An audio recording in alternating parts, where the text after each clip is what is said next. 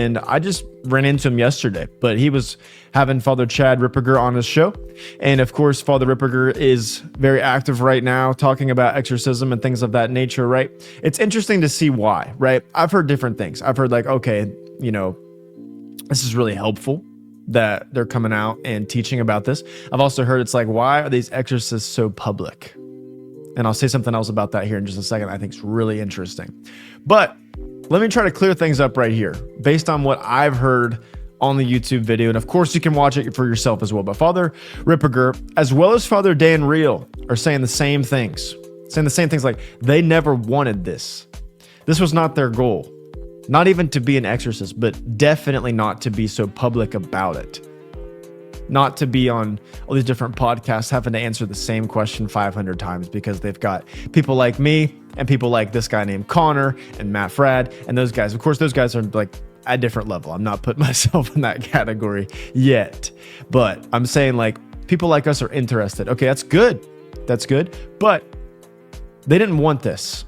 Here's the thing, guys. Things got worse after COVID as far as spiritual warfare and things of that nature. Things got worse.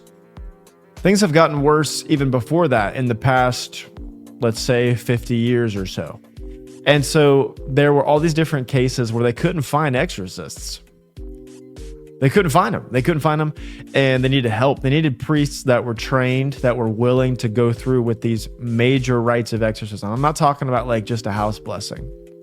That's important. That's good too. But I'm talking about the major rite of exorcism that is reserved to a priest alone, right? That is really operating underneath his bishop, giving him authority. And we can look up more do's and don'ts later, but understand this is serious business. And at least in Father Ripperger's situation, he explained there was a case and they could not find an exorcist for this person. And he's like, all right, guys, try your best to find somebody in this specific diocese or whatever. And he's like, if you can't find anybody, then I'll do it. And that's how he got plugged in. They didn't want this. They definitely didn't want to go public about it. All right. But what they're thinking is, if they can teach us about it through the internet, then they'll have less work to do. And it's like a doctor. It's like a good thing where like patients are no longer becoming sick. We don't want people to be possessed by the devil. We don't want that to happen. God does not want that to happen. So basically, they're trying to educate ahead of time as far as like how to live your life, right? How to live a holy life and stay in a state of grace and participate in the sacramental life of the church, and how to avoid the open doors where people are getting possessed, where people are dealing with spiritual warfare and this obsessive amount, right? We've got obsession, we've got vexation, we've got different things. We'll look it up here today. But, we're talking about possession. Like what they wanted to do was educate the people, get the stuff out there. And that's why they've made this institute. That's why different exorcists are being more vocal. That's why they're going on podcasts.